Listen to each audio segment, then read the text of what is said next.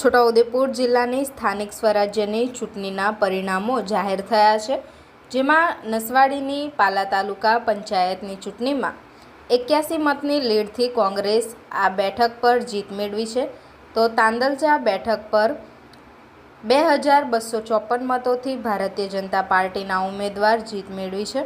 જ્યારે છોટાઉદેપુર નગરપાલિકાની ચૂંટણીના પરિણામોની વાત કરીએ તો ભારતીય જનતા પાર્ટીએ 8 બેઠકો પર જીત મેળવી છે, તો કોંગ્રેસ માત્ર 1 બેઠક પર જીત મેળવી છે। જ્યારે સમાજવાદી પાર્ટી 6 બેઠક મેળવી છે, તો સર્વ સમાજ પાર્ટી 4 બેઠકો મેળવી છે। બહુજન સમાજ પાર્ટી 4 બેઠક મેળવી છે, અપક્ષ 4 બેઠકો મેળવી છે અને નવનિર્માણ મંચ 1 બેઠક મેળવી છે।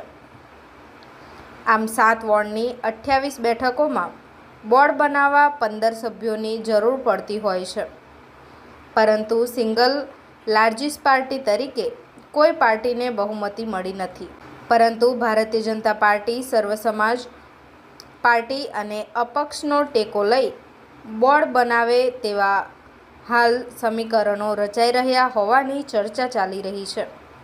જોઈએ વોર્ડ વાઇઝ કોણ કેટલા મતે જીત્યા।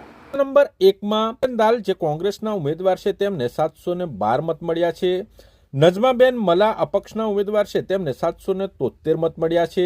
શૈલેષભાઈ રાઠવા અપક્ષના ઉમેદવાર છે તેમને 570 મત મળ્યા છે, જ્યારે ઝાકીર હુસૈન અંધી અપક્ષના ઉમેદવારને 1273 મત મળ્યા છે। આમ વોર્ડ નંબર 1 માં કોંગ્રેસના 1 ઉમેદવાર જીત્યા છે, તો અપક્ષના 3 ઉમેદવારો જીત્યા। વોર્ડ નંબર 2 ની વાત કરીએ તો અલ્પાબેન શાહ ભાજપના ઉમેદવારને 1077, મુકેશભાઈ કિરમાની રાઠવાને 1129 મત, વર્ષાબેન ધોબીને 905 મત, જ્યારે પ્રશાંતભાઈ પટેલને 1137 મત મળ્યા છે।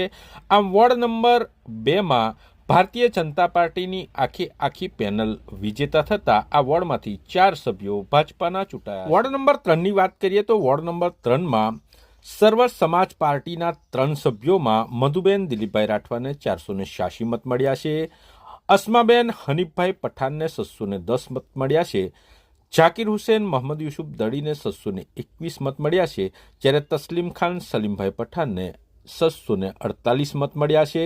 આમ વોર્ડ નંબર 3 માં સર્વ સમાજ પાર્ટીના 4 સભ્યોની પેનલ ચૂંટાતા આ વોર્ડ નંબર 3 માં સર્વ સમાજ પાર્ટીએ બહુમતી મતથી ચૂંટાયા। વોર્ડ નંબર 4 માં શ્વેતા રાહુલ પરમાર ભાજપાના ઉમેદવારને 870 મત મળ્યા છે, જ્યારે સુષ્માબેન વેલજીભાઈ રાઠવા બસપાના ઉમેદવારને 1071 મત મળ્યા છે, જ્યારે